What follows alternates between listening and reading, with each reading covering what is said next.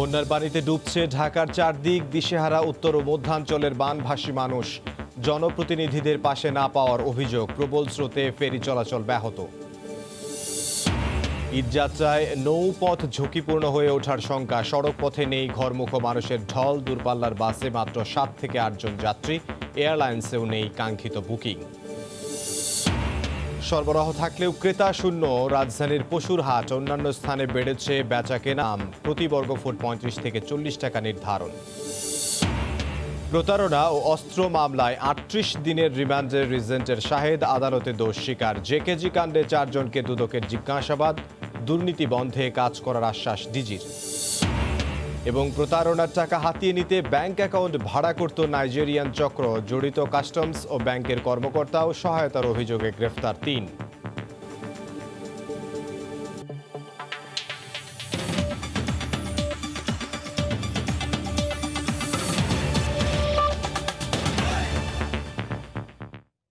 সময় সংবাদের সঙ্গে আছে আমি ইমদাদুল হক। বন্যার পানিতে ডুবছে ঢাকার চারদিক, নদ নদীর পানি বাড়ায়, লোকালয়ে ঢুকে পড়েছে পানি। কয়েক দফার বন্যায় দিশেহারা উত্তর ও মধ্যাঞ্চলের মানুষ।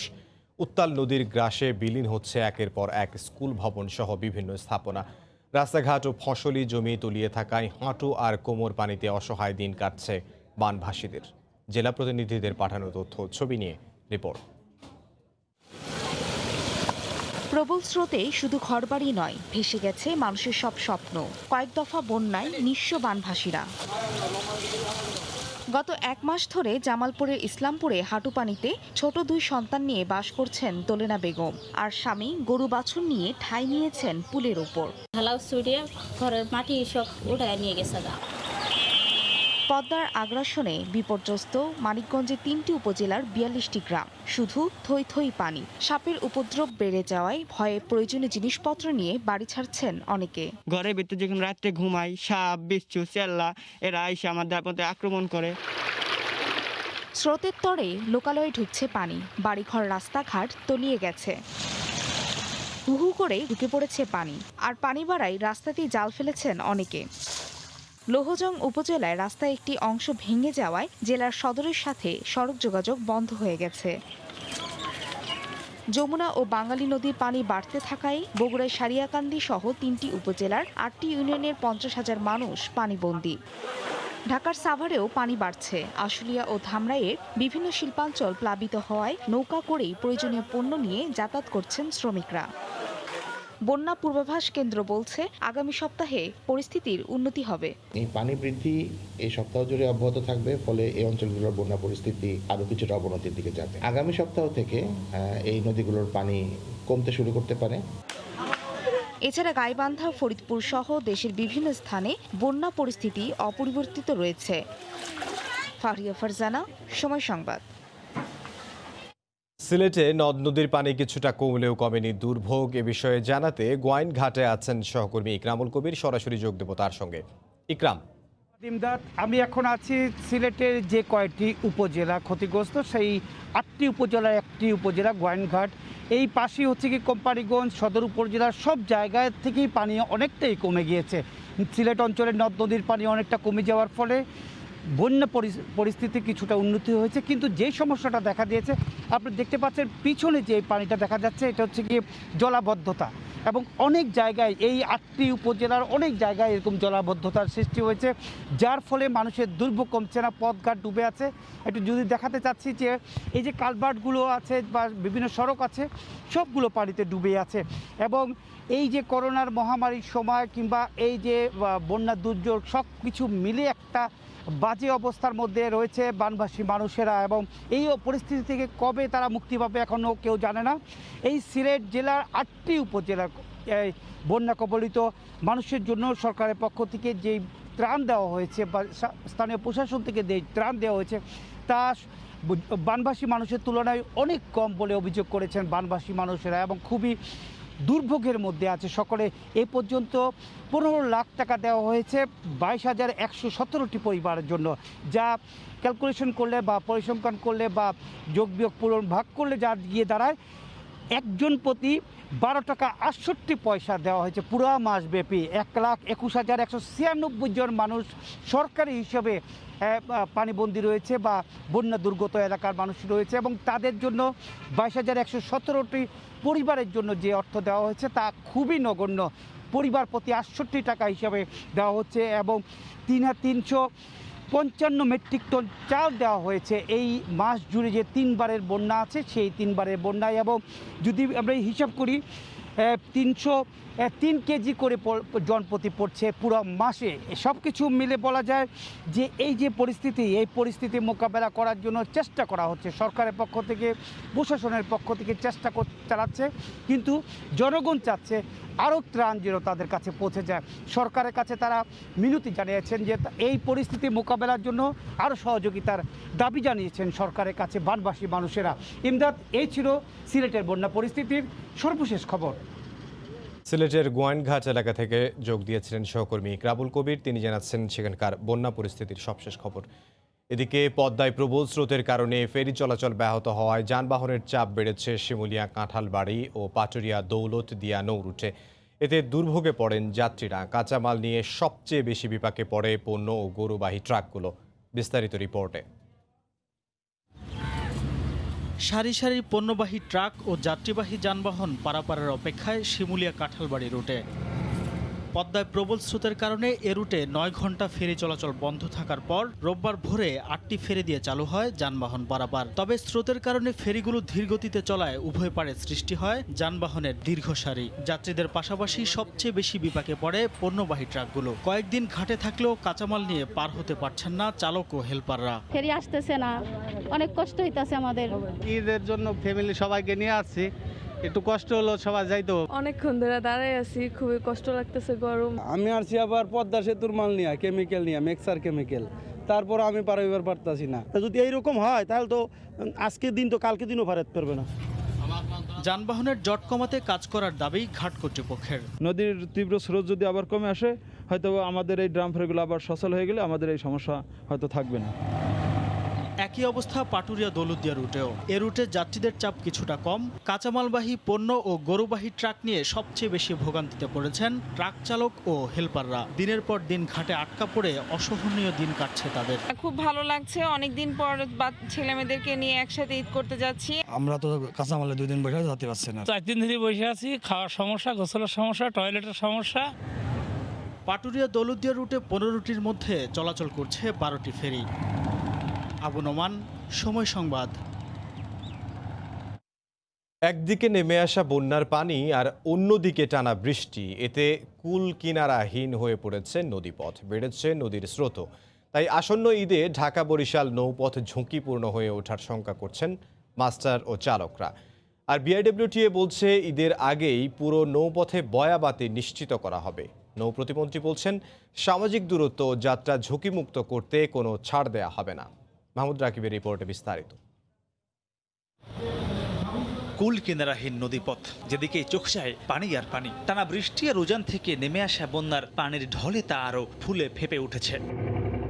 বিএডব্লিউটির তথ্যানুযায়ী পানি বেড়ে যাওয়ায় সাধারণ সময়ের চেয়ে নৌপথ 1.5 গুণেরও বেশি বেড়ে প্রায় 7,000 কিলোমিটার দাঁড়িয়েছে। ফলে কোনটি নদীর মূল চ্যানেল আর কোনটি চর তা বুঝতে প্রায় হিমশিম খেতে হয় বলে জানিয়েছেন লঞ্চের মাস্টাররা। তাই মিররচর চ্যানেল খুলে দেয়া ও শতভাগ পথ নির্দেশক না বসালে ঈদ মৌসুমে যে কোনো দুর্ঘটনা ঘটতে পারে বলে শঙ্কা তাদের। অনেক জায়গায় পর্যাপ্ত বয়াবাতি নেই। আমরা মেয়ারচর থেকে বন্ধ করে দেওয়ার পর কালীগঞ্জের থেকে আমরা আসা যাওয়া করি, এই 3-4 দিন ঘুরে আসছি। স্রোতের কবলে তো জাহাজ মানে যে কোনো জায়গায় মানে দাঁড়াই যাওয়ার সম্ভাবনা থাকে, আর উঠতে পারিনি। খুব রিস্ক নিয়ে জাহাজগুলো চালাইতে হয় আমাদের। যাত্রী যেভাবে আসবে সামাজিক দূরত্ব মেনে কেউ জাহাজ চালাতে পারবে বলে, ট্রান্সপোর্ট চালাতে পারবে বলে আমার মনে হয় না। বিএডব্লিউটিএ ও নৌ মন্ত্রণালয় বলছে নদীপথ নিরাপদ রাখতে সব ব্যবস্থা নেওয়া হয়েছে। মিয়ারচরের যে প্রতিবন্ধকতা আছে আমরা সার্ভে করেছি, এর মধ্যে খুলে দিলেও তারা সহজেই ওই জায়গাটা ঈদের সময় না এরপরে চলাচল করতে পারবে। মালিকরা যদি দক্ষ মাস্টারদেরকে ব্যবহার করে আমার মনে হয় তেমন কোনো সমস্যা হওয়ার কথা না। আমাদের ঈদ যাত্রাটা যেন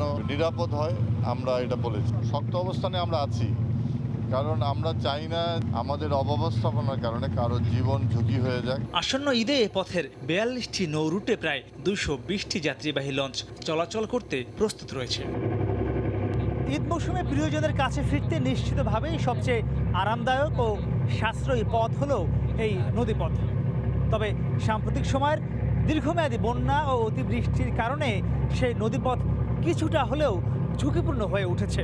তাই সংশ্লিষ্টরা মনে করছেন ঈদের নদীপথকে ঝুঁকিমুক্ত করতে কর্তৃপক্ষের পাশাপাশি অতিরিক্ত যাত্রী না হওয়ার বিষয়ে সচেতন হতে হবে সাধারণ মানুষকেও। মাহমুদ রাকিব, সময় সংবাদ, মুন্সিগঞ্জ।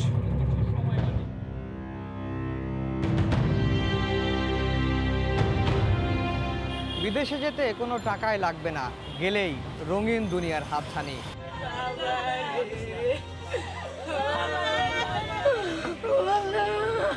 টাকা না দিলে এরা টর্চারিং করে, টাকা দিয়েছি বিকাশের মাধ্যমে। ওদের কথা শুনতাম না দেখে আমাদেরকে অনেক মারধর করা হয়। তারা নিজেরাই একটা করে ক্যাম্প খুলে বসছে এবং সেখানে নিয়ে মানুষদেরকে তখন নির্যাতন করে তাদের রক্ত চুষে টাকা পয়সা নিয়ে নিচ্ছে।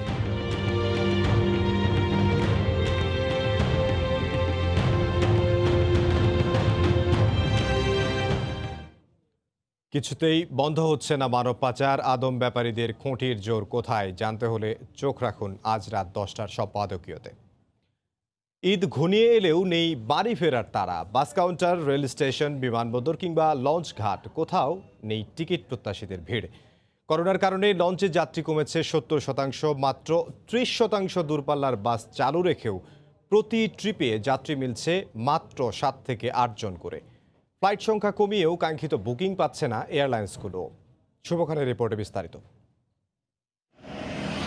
করোনায় কাজ হারিয়ে বাড়ি ফিরে গেছেন অনেকেই, আবার ঈদ উপলক্ষে পাওয়া 3 দিনের সরকারি ছুটিতে কর্মস্থল ত্যাগেও রয়েছে নিষেধাজ্ঞা। ফলে এবার ঈদ কেন্দ্রিক পরিবহন বাণিজ্যে লেগেছে বড় ধরনের ধাক্কা।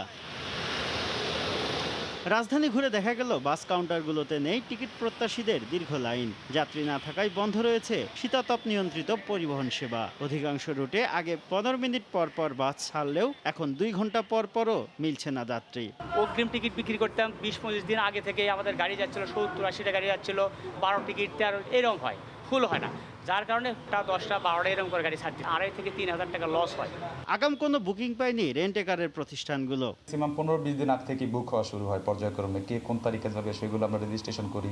এখন পর্যন্ত কোনো বুক ওইভাবে আসেনি। আকাশপথে যাত্রী সংকটের মধ্যেই বেড়েছে জেট ফুয়েলের দাম। এই অবস্থায় অভ্যন্তরীণ রুটে 30% ফ্লাইট কমানোর কথা জানালেন বেসরকারি একটি এয়ারলাইন্সের এই কর্মকর্তা। 56 থেকে 58টা ফ্লাইট প্রতিদিন অপারেট করতে হতো এবং ঈদের সময় বেশ কিছু এক্সট্রা ফ্লাইট আমাদেরকে দিতে হয়েছে। বর্তমানে যে শিডিউল আছে সেই শিডিউলে 36 থেকে 40টার মতো ফ্লাইট আছে প্রতিদিন।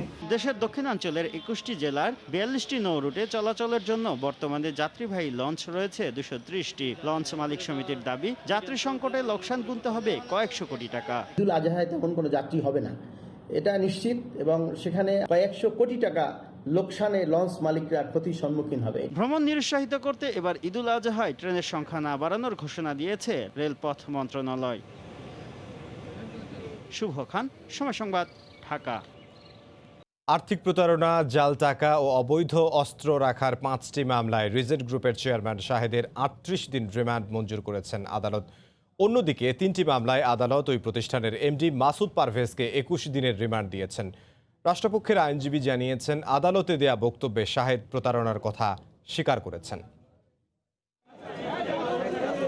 রিজেন্ট গ্রুপের চেয়ারম্যান মোহাম্মদ শাহেদের বিরুদ্ধে হওয়া 5টি মামলার 4টির শুনানি হয়েছে ঢাকা মহানগর হাকিম রাজেশ চৌধুরীর আদালতে। 4টির মধ্যে একটি জাল টাকার ও বাকি 3টি আর্থিক প্রতারণার মামলা। পুলিশ শাহেদকে 40 দিনের রিমান্ডে চাইলে আদালত 7 দিন করে 28 দিন রিমান্ড মঞ্জুর করেন। অন্যদিকে প্রতারণার 3টি মামলায় রিজেন্ট গ্রুপের এমডি মাসুদ পারভেজকে 3টি মামলায় 30 দিনের রিমান্ড আবেদন করা হলে আদালত 21 দিন রিমান্ড মঞ্জুর করেন। এর আগে জাল টাকা ও প্রতারণার 6টি মামলায় শাহেদকে গ্রেফতার দেখানোর আবেদন করলে আদালত তাও মঞ্জুর করেন। রাষ্ট্রপক্ষের আইনজীবী জানান, আদালতে শাহেদ প্রতারণার কথা স্বীকার করেছেন। খুব ইন্টারেস্টিং ব্যাপার, সেটা হচ্ছে আদালতে সে কিন্তু একটু দোষ স্বীকার করেছে। সে বলেছে, হ্যাঁ আমি এই সমস্ত অপরাধের সাথে জড়িত, আমি দোষ করেছি, অতএব আমি ভবিষ্যৎ তদন্ত চলছে, তো যেহেতু আমি পরে এটা ব্যবস্থা আমি করব, এই কথাটা সে বলেছে আজকে বলছে। হ্যাঁ, সে কিন্তু অপরাধ স্বীকার করেছে। তবে শাহেদের আইনজীবী বলছেন, তার মক্কেল প্রতারণার অভিযোগ মেনে নেননি, বরং জামিনে থাকলে পাওনাদারদের টাকা ফেরত দিতে সুবিধা হবে এই যুক্তিতে জামিন চেয়েছেন। একটা জামিন চেয়েছিলাম যে আসামিকে যদি জামিনে মুক্তি দেওয়া হয়, তাকে তার প্রতিষ্ঠানগুলি খুলে দিলে সে যারা তার কাছে টাকা পয়সা পায় সে অনুযায়ী বিবেচনা করে ইনকোয়ারি করে তাদের সেই টাকা পয়সাগুলি দেওয়ার পরিশোধ করার একটা সুযোগ আসতো। অন্যদিকে শাহেদের বিরুদ্ধে করা পঞ্চম মামলার শুনানি হয়েছে সাতক্ষীরার আদালতে। র্যাবের করা অস্ত্র মামলায় আরও 10 দিনের রিমান্ড মঞ্জুর করেছেন সাতক্ষীরার চিফ জুডিশিয়াল ম্যাজিস্ট্রেট। হাসপাতালের অনিয়ম তদারকিতে অতিরিক্ত সচিবকে প্রধান করে 9 সদস্যের একটি টাস্ক ফোর্স গঠন করেছে স্বাস্থ্য মন্ত্রণালয়। এ বিষয়ে একটি প্রজ্ঞাপন জারি করা হয়েছে। এদিকে দায়িত্ব নেয়ার পর স্বাস্থ্যমন্ত্রী জাহিদ মালেকের সঙ্গে দেখা করেছেন স্বাস্থ্য অধিদপ্তরের মহাপরিচালক ডাক্তার ABM খুরশিদ আলম। দুপুর 1:15টার দিকে স্বাস্থ্যমন্ত্রী ও স্বাস্থ্য সেবা বিভাগের সচিব মোহাম্মদ আব্দুল মান্নানের সঙ্গে সৌজন্য সাক্ষাৎ করতে তিনি সচিবালয়ে আসেন। বৃহস্পতিবার স্বাস্থ্য সেবা বিভাগের এক আদেশে ডাক্তার খুরশিদ আলমকে স্বাস্থ্য অধিদপ্তরের মহাপরিচালক পদে নিয়োগ দেওয়া হয়। স্বাস্থ্যমন্ত্রীর সঙ্গে সাক্ষাৎ শেষে তিনি সাংবাদিকদের বলেন, ভবিষ্যতে সমন্বয়ের মাধ্যমে কাজ করবেন তিনি। এবং 2 সচিব মহোদয়ের সাথে সাক্ষাৎ করেছি। আমাদেরকে কিছু দিক নির্দেশনা ওনারা দিয়েছেন, আরও দিবেন। আমরা অবশ্যই ভালো করার চেষ্টা করব। আপনাদের কাছে অনুরোধ, কারণ মিডিয়া দেখেন, আপনারা আমাদেরকে সাহায্য করলেই আমরা এগিয়ে যেতে পারবো। আপনারা আমাদের ভালো কাজগুলোর মূল্যায়ন করেন, আর খারাপ কাজ হলে সেটা সমালোচনা করবেন।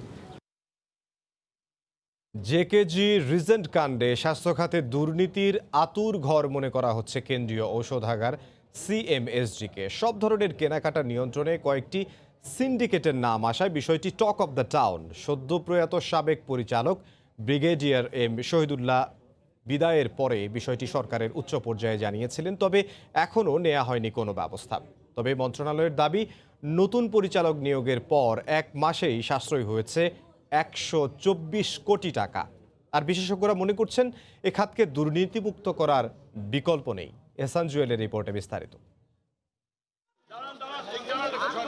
অনিয়ম অব্যবস্থাপনার পাশাপাশি করোনাকালে দুর্নীতির অভিযোগে এর মধ্যে ব্যবস্থা নেওয়া হয়েছে জেকেজি, রিজেন্ট, শাহাবুদ্দিন, অপরাজিতা সহ বেশ কটি প্রতিষ্ঠানের বিরুদ্ধে। তবে এই খাতের সবচেয়ে বড় দুর্নীতি হয় সরকারি যন্ত্রপাতি কেনাকাটায়।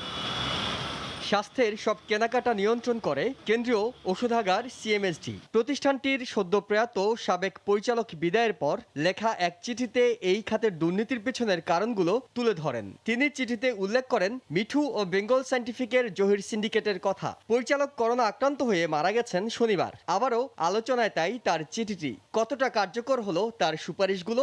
মিঠু সিন্ডিকেট, মিঠুটা কোন ব্যক্তি সেটা আমি দেখি নাই। ক্রয়ের মধ্যে যদি যেখানেই গলদ হবে, আমি যদি সঠিক জিনিসটা পাই সঠিক দামে, তাহলে পরেই আমরা খুশি। সেখানে ব্যত্যয় হলে পরে যে ব্যত্যয় করবে তার যথাযথ ব্যবস্থা নেওয়া হবে। স্বাস্থ্য সচিবের দাবি, বর্তমান পরিচালকের সময় রোধ করা হচ্ছে সব অনিয়ম। 124 কোটি টাকা গভর্নমেন্টের সাশ্রয় হয়েছে শুধু নতুন ডাইরেক্টর আসার কেনাকাটার মাধ্যমে। আপনারা যদি বলেন তার হিসাব নিকাশ পর্যন্ত আমি দিতে পারবো। যেগুলো গভর্নমেন্টের প্রসিডিউর আছে, PPR ফলো করা, সমস্ত কিছু ফলো করে এই কাজটা করার চেষ্টা করা হয়েছে, যেগুলো অতীতে অনেক কিছুই ফলো করা হয়নি। বিশেষজ্ঞরা মনে করছেন এই খাতে স্বচ্ছতা আনতে CMSD-কে দুর্নীতিমুক্ত রাখতে হবে। এটা যদি উনি কন্ট্রোল করেন তাহলে তো কমবে। দুর্নীতি যে একবারে হয় না, আই ক্যানট সে দুর্নীতি হয়েছে দেখেই তো ধরা পড়ছে। স্বাস্থ্য অধিদপ্তরের মতো CMSD-তে শুদ্ধি অভিযান প্রয়োজন বলে মনে করছেন এই খাতের সংশ্লিষ্টরা। এহসান জুয়েল, সময় সংবাদ, ঢাকা। দেশে করোনায় আরও 54 জন মারা গেছেন। এ নিয়ে মৃতের সংখ্যা বেড়ে দাঁড়ালো 2928 জনে। 10,000-এর বেশি নমুনা পরীক্ষায় শনাক্ত হয়েছেন 2275 জন। দুপুরে স্বাস্থ্য অধিদপ্তরের নিয়মিত অনলাইন বুলেটিনে এ তথ্য জানানো হয়। নমুনা পরীক্ষা হয়েছে গত 24 ঘন্টায় 10,078টি। এ পর্যন্ত নমুনা পরীক্ষা হয়েছে 11,11,558টি। এ পর্যন্ত শনাক্ত 2,23,453 জন। 24 ঘন্টায় শনাক্তের হার 22.57%। 24 ঘন্টায় সুস্থ হয়েছেন 1,792 জন। এ পর্যন্ত সুস্থ 1,23,882 জন। 24 ঘন্টা যারা মৃত্যুবরণ করেছেন তাদের মধ্যে 40 জন পুরুষ, 14 জন নারী। এ পর্যন্ত পুরুষ মৃত্যুবরণ করেছেন 2,306 জন, 78.76%, এবং নারী মৃত্যুবরণ করেছেন 622 জন, 21.24%।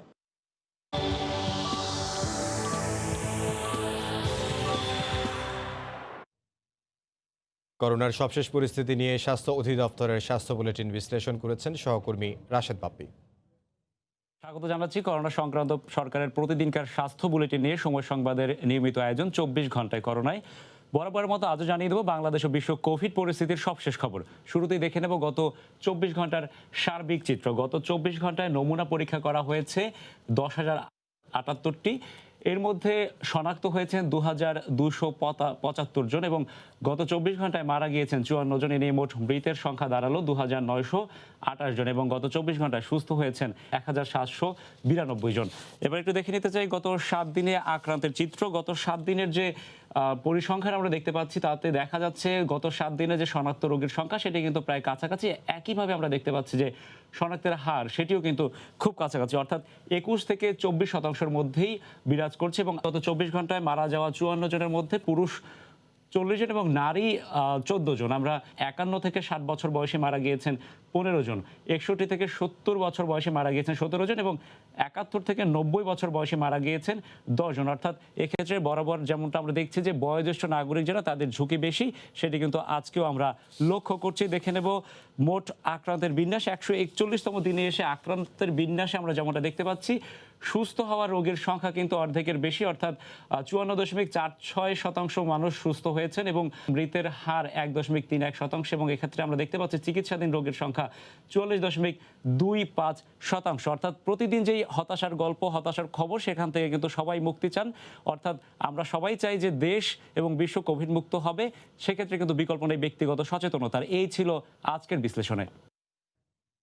আগামীতে করোনা রোগীর সংখ্যা বাড়লেও যাতে সেবার ক্ষেত্রে কোনো সমস্যা না হয় সেজন্য যথেষ্ট প্রস্তুতি নেওয়া হয়েছে বলে জানিয়েছেন ঢাকা মেডিকেল কলেজ হাসপাতালের পরিচালক brigadier general AKM Nasir Uddin. দুপুরে নিজ কার্যালয়ে সাংবাদিকদের তিনি একথা বলেন। যে সমস্ত ডক্টর, নার্সেস এবং আমাদের স্বাস্থ্য সেবার সাথে সম্পৃক্ত যারা রয়েছে তাদের অক্লান্ত পরিশ্রম, তাদের স্যাক্রিফাইস, তাদের যে এই যে এন্ডেঞ্জার লাইফকে অ্যাকসেপ্ট করা, তাদের এই সমস্ত কারণে আমরা মনে করি আমরা এখনও অনেক স্থিতিশীল অবস্থায় আছি। আমরা চাইব সমালোচনা না করে আমাদের এই স্বাস্থ্যসেবার সঙ্গে যারা আমাদের সম্পৃক্ত রয়েছে তাদেরকে আপনারা উৎসাহিত করুন এবং তাদের পাশে থাকুন যাতে তারা আরও সাহসিকতা নিয়ে, আরও দায়িত্ব নিয়ে কাজ করতে পারে। প্রতারণার টাকা লেনদেন করতে ব্যাংক অ্যাকাউন্ট ভাড়া নিত নাইজেরিয়ান প্রতারক চক্র আর তা সংগ্রহ করে দিত বাংলাদেশের 3 প্রতারক। তাদের গ্রেফতার করে এমন চাঞ্চল্যকর তথ্য দিয়েছে পুলিশের অপরাধ তদন্ত বিভাগ CID। তারা আরও বলছে এই চক্রের সঙ্গে কাস্টমস ও ব্যাংকের কিছু কর্মকর্তাও জড়িত। পুলিশের অপরাধ তদন্ত বিভাগ CID বলছে ফেসবুকে সম্পর্ক গড়ে উপহার পাঠানোর কথা বলে প্রতারণার অভিযোগে এ মাসেই নাইজেরিয়া সহ আফ্রিকার কয়েকটি দেশের 40 জনকে গ্রেফতার করা হয়েছে। প্রতারক চক্রটি আইন শৃঙ্খলা রক্ষাকারী বাহিনীকে ফাঁকি দিতে ভুক্তভোগীদের এমন কিছু ব্যাংকের অ্যাকাউন্টে টাকা পাঠাতে বলতো যার মালিক তারা নয়। মূলত অ্যাকাউন্টে আসা টাকার 5% দেয়ার লোভ দেখিয়ে অ্যাকাউন্টগুলো ভাড়া করে দিত বাংলাদেশের 3 প্রতারক। তবে প্রতারণার টাকা আসলে হিসাবের মালিকরা প্রতিশ্রুত অংশ পেতেন না, কারণ আগে থেকেই স্বাক্ষর করে নেওয়া চেকের মাধ্যমে তারা টাকা সরিয়ে ফেলত। তথ্য অনেক পাচ্ছি আসলে। রোববার নাইজেরিয়ান প্রতারক চক্রকে এভাবে ব্যাংক অ্যাকাউন্ট সরবরাহ করার অভিযোগে 3 জনকে গ্রেফতার করেছে CID। তারা বলছে কায়েস হোসেন অ্যাকাউন্ট সরবরাহকারী চক্রের মূল হোতা। নাইজেরিয়ান ফ্রড এই বিদেশি এবং আমেরিকান নাগরিক সেজে যে আমাদের শত শত মানুষদের মানে প্রতারিত করে যাচ্ছে, তাদেরই আমরা একটা ইন্টারেস্টিং একটা গ্রুপকে আমরা আইডেন্টিফাই করছি। প্রথমে ফেসবুকের ফ্রেন্ডশিপ করে বিপরীত লিঙ্গ সেজে, ছেলে হলে মেয়ে সাজবে, মেয়ে হলে ছেলে সাজবে। তারপরে কয়েকদিনের ভিতরে একটা ঘনিষ্ঠতা তারা নেয়। এক সময় তারা বলে যে আমি আপনাকে একটা গিফট পাঠাতে চাই। অর্ধশতাধিক অ্যাকাউন্টের আমরা বই পেয়েছি, তারপরে চেক পেয়েছি সিগনেচার করা, মোবাইল সেট পেয়েছি, তারপর ডেবিট কার্ড পেয়েছি। CID আরও জানায় 2018 সাল থেকে প্রতারক চক্রটি হাতিয়ে নিয়েছে কয়েক কোটি টাকা।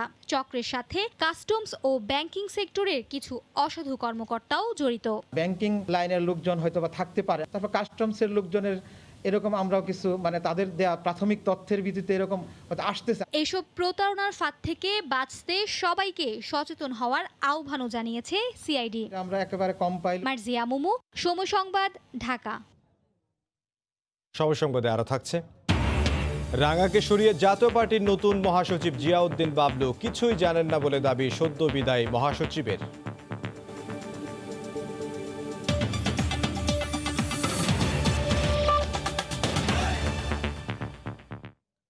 রাজধানীতে কোরবানির পশুর হাটে পশু সরবরাহ বাড়লেও ক্রেতা নেই। এবার কোরবানি কম হওয়ার আশঙ্কায় দুশ্চিন্তায় বিক্রেতারা।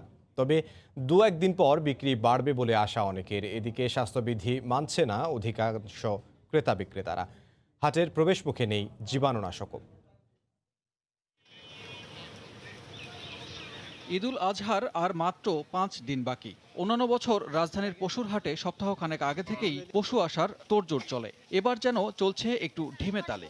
শুরুতে হাট বসা নিয়ে দ্বিধাদ্বন্দ্ব থাকলেও শেষ পর্যন্ত রাজধানীর 2 সিটি কর্পোরেশনে 25টি হাটের অনুমোদন দেওয়া হয়। হাটগুলোতে দেশের বিভিন্ন এলাকা থেকে পশু আসতে শুরু করেছে। তবে করোনাকালের সংকটে পশু বিক্রি নিয়ে ব্যাপারীদের কপালে চিন্তার ভাঁজ।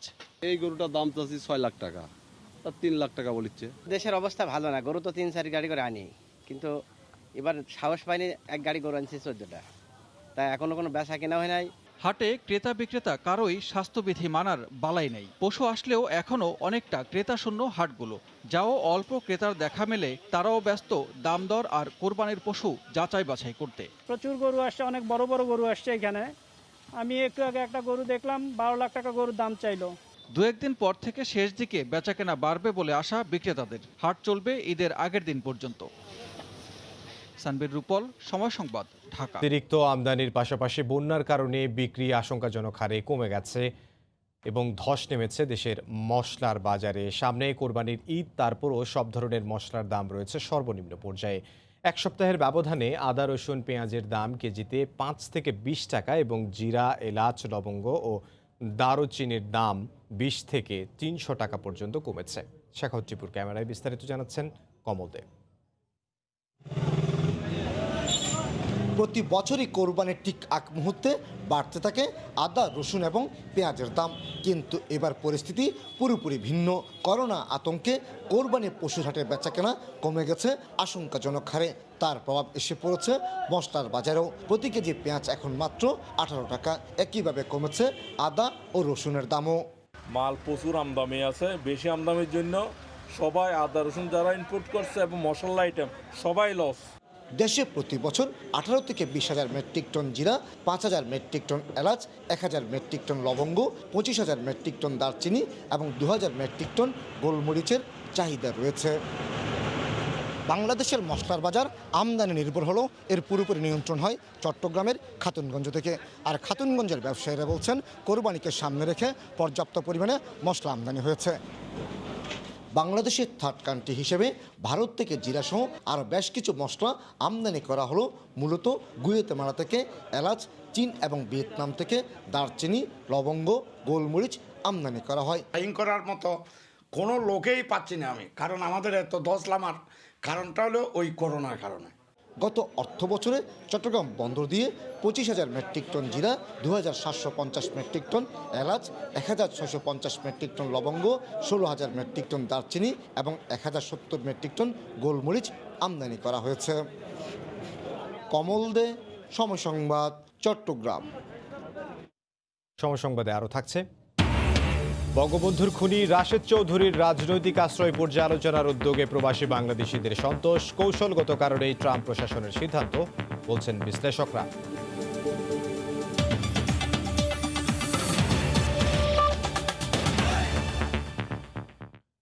হঠাৎ করেই আবারও জাতীয় পার্টিতে মহাসচিব পদে পরিবর্তন আনা হয়েছে। এতে আবারও নাটকীয়তার জন্ম দিল দলটি। মশিউর রহমান রাঙার জায়গায় নতুন মহাসচিব এখন জিয়াউদ্দিন বাবলু, যিনি এর আগেও মহাসচিব হিসেবে দায়িত্ব পালন করেছেন। এ ব্যাপারে রাঙা বলেন, হঠাৎ করে মহাসচিব পরিবর্তন জাতীয় পার্টিতে নতুন নয়। আর বাবলু জানান, দলকে ঐক্যবদ্ধ ও শক্তিশালী করতে তিনি কাজ করবেন। বিস্তারিত মৌসুমী ইসলামের রিপোর্টে। জাতীয় পার্টির প্রতিষ্ঠাতা চেয়ারম্যান হুসেইন মোহাম্মদ এরশাদ বেঁচে থাকা অবস্থায় যেমন দ্বন্দ্ব আর নাটকীয়তা দলটির পিছু ছাড়েনি, তেমনি তার মৃত্যুর পরও দলীয় চেয়ারম্যানের পদ, সংসদে বিরোধী দলীয় নেতার পদ সহ নানা ইস্যুতে বারবারই নাটকীয়তার জন্ম দিয়েছে দলটি। এবার আরও একবার মহাসচিবের পদ নিয়ে আলোচনায় জাতীয় পার্টি। রোববার হঠাৎ করেই দলের মহাসচিবের পদ থেকে মশিউর রহমান রাঙাকে সরিয়ে নতুন মহাসচিব করা হলো জিয়াউদ্দিন বাবলুকে, যিনি কিনা আগেও মহাসচিবের পদে ছিলেন। দলীয় গঠনতন্ত্র অনুযায়ী চেয়ারম্যান তার একক ক্ষমতা বলে এই সিদ্ধান্ত নিয়েছেন বলে গণমাধ্যমকে জানানো হয়। এ নিয়ে মহাসচিবের পদ হারানো রাঙা সময় সংবাদকে জানিয়েছেন, হঠাৎ করে কেন তাকে মহাসচিবের পদ থেকে সরিয়ে দেওয়া হয়েছে সে বিষয়ে তিনি অবগত নন। আমাদের জাতীয় পার্টিতে এগুলো সবসময় হঠাৎ করেই হয়, কিংবা চেয়ারম্যান নিজের ইচ্ছায় হয়। ওই আর্টিকেল 20-তে সে অনেক যা ইচ্ছা তাই করতে পারে। ওনার সঙ্গে আমি পরশুদিনও আলাপ করেছি, তার আগের দিনে মিটিং করেছি। আমি জানি না কেন এরা উনি করেছেন, কি ঘটনা ঘটেছে। এদিকে নতুন মহাসচিব জিয়াউদ্দিন বাবলু জানান, দলীয় স্বার্থেই চেয়ারম্যান জিএম কাদের তাকে মহাসচিব করেছেন। বলেন, দলের সর্বস্তরের নেতাকর্মীদের নিয়ে পার্টিকে আরো শক্তিশালী করতে কাজ করবেন তিনি। মাননীয় চেয়ারম্যান উনি বললেন যে এটা আমার বিবেচনায় যা যোগ্য মনে করে করেছি। তো আমি বললাম যে আপনার কাছে আমি কৃতজ্ঞ। সর্বস্তরের নেতাকর্মী, সংগঠক এবং নেতৃত্বকে নিয়ে একসাথে আমরা পার্টিকে সংগঠিত করব, ঐক্যবদ্ধ করব, সুসংগত করব। এর আগেও মহাসচিবের পদ নিয়ে কম নাটকীয়তার জন্ম দেয়নি জাতীয় পার্টি। এরশাদের আস্থাভাজন হিসেবে পরিচিত রুহুল আমিন হাওলাদারকে কয়েক দফায় দলের মহাসচিব করা হয়, আবার সেই পদ থেকে সরিয়েও দেওয়া হয়। এর আগে জিয়াউদ্দিন বাবলুকেও মহাসচিব বানানোর পর পদ থেকে সরিয়ে দেওয়া হয়। এখন আবারও বাবলুকে পুনরায় মহাসচিবের পদে আনা হলো। পুনরায় মহাসচিব পদে বহাল হয়ে জিয়াউদ্দিন বাবলু কতদিন টিকে থাকতে পারেন সেটি এখন দেখার বিষয়। তিনি অবৈধ কাজ করেছেন। মৌসুম ইসলাম, সময় সংবাদ, ঢাকা। প্রধানমন্ত্রী শেখ হাসিনার উপস্থিতিতে নবনিযুক্ত নৌবাহিনীর প্রধান ভাইস অ্যাডমিরাল এম শাহিন ইকবালকে র্যাঙ্ক ব্যাচ পরিয়ে দিয়েছেন সেনাপ্রধান জেনারেল আজিজ আহমেদ ও বিমান বাহিনীর প্রধান air chief marshal Masihuzzaman Serniabat. সকালে গণভবনে এক অনাড়ম্বর অনুষ্ঠানে নৌবাহিনীর প্রধানকে এই ব্যাচ পরিয়ে দেওয়া হয়। এ সময় প্রধানমন্ত্রী নতুন নৌ প্রধানকে শুভেচ্ছা জানিয়ে তাঁর সাফল্য কামনা করেন। অনুষ্ঠানে প্রধানমন্ত্রী কার্যালয়ের ঊর্ধ্বতন কর্মকর্তারা উপস্থিত ছিলেন। গত 18 জুলাই রিয়ার অ্যাডমিরাল এম শাহিন ইকবালকে ভাইস অ্যাডমিরাল হিসেবে পদোন্নতি দিয়ে প্রজ্ঞাপন জারি করে প্রতিরক্ষা মন্ত্রণালয়।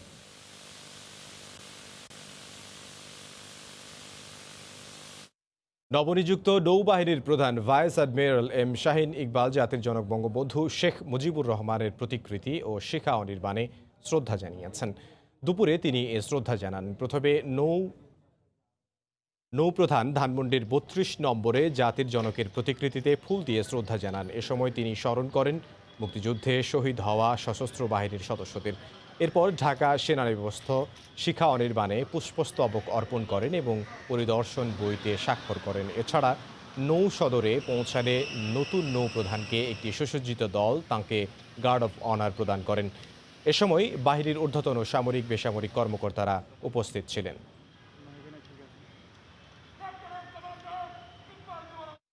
খাল পরিষ্কারে ঢাকা ওয়াসা সম্পূর্ণরূপে ব্যর্থ হয়েছে, তাই জনদুর্ভোগ কমেনি বলে মন্তব্য করেছেন উত্তর সিটি কর্পোরেশনের মেয়র আতিকুল ইসলাম। দুপুরে রাজধানীর উত্তরায় পুকুরে মাছের পোনা অবমুক্ত করেন তিনি। সোয়ারেজ ব্যবস্থাপনা ভালো না হওয়ায় অনেক বর্জ্য সরাসরি জলাধারে পড়ছে উল্লেখ করে মেয়র বলেন, পানিতে ক্ষতিকর রাসায়নিকের উপস্থিতি বেড়ে গেছে। এ কারণে সুযোগ থাকা সত্ত্বেও উত্তরের অনেক জলাশয় মাছ চাষের আওতায় আনা যাচ্ছে না। খালের ময়লা পরিষ্কারে ঢাকা ওয়াসা ভূমিকা না রাখায় পানি সরতে সময় বেশি লাগে বলেও দাবি করেন তিনি। এ সময় সাংবাদিকদের প্রশ্নের জবাবে কোরবানির পশুর হাটে স্বাস্থ্যবিধি পালন ও বর্জ্য অপসারণে পদক্ষেপ নেওয়ার কথাও জানান মেয়র আতিকুল ইসলাম।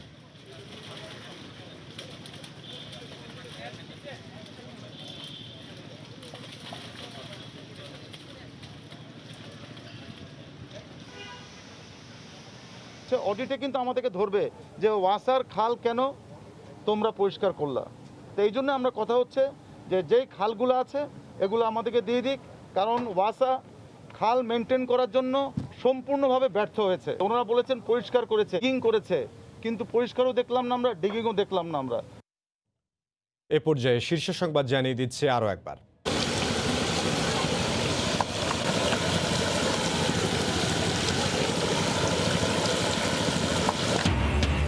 বন্যার পানিতে ডুবছে ঢাকার চারদিক, দিশেহারা উত্তর ও মধ্যাঞ্চলের বানভাসী মানুষ। জনপ্রতিনিধিদের পাশে না পাওয়ার অভিযোগ, প্রবল স্রোতে ফেরি চলাচল ব্যাহত। ঈদযাত্রায় নৌপথ ঝুঁকিপূর্ণ হয়ে ওঠার শঙ্কা, সড়ক পথে নেই ঘরমুখ মানুষের ঢল। দূরপাল্লার বাসে মাত্র 7 থেকে 8 জন যাত্রী, এয়ারলাইন্সেও নেই কাঙ্ক্ষিত বুকিং। সরবরাহ থাকলেও ক্রেতা শূন্য রাজধানীর পশুর হাট। অন্যান্য স্থানে বেড়েছে বেচাকেনা। করোনাট 35 থেকে 40 টাকা নির্ধারণ। প্রতারণা ও অস্ত্র মামলায় 38 দিনের রিমান্ডের রিজেন্টের শাহেদ। আদালতে দোষ স্বীকার। জেকেজি কাণ্ডে 4 জনকে দুদকের জিজ্ঞাসাবাদ। দুর্নীতি বন্ধে কাজ করার আশ্বাস ডিজির। এবং প্রতারণার টাকা হাতিয়ে নিতে ব্যাংক অ্যাকাউন্ট ভাড়া করত নাইজেরীয় চক্র। জড়িত কাস্টমস ও ব্যাংকের কর্মকর্তাও। সহায়তার অভিযোগে গ্রেফতার 3। এই ছিল এখনকার মতো। যে কোনো খবর পেতে ভিজিট করুন সময়নিউজ.tv। আপনার মোবাইলে সময় সংবাদ দেখতে ও সব খবর পেতে ডাউনলোড করুন সময় অ্যাপ। এছাড়া এই মাত্র পাওয়া খবর মোবাইলে পেতে SMS করুন *PN লিখে পাঠিয়ে দিন 1624 নম্বরে। সঙ্গে থাকুন সময়।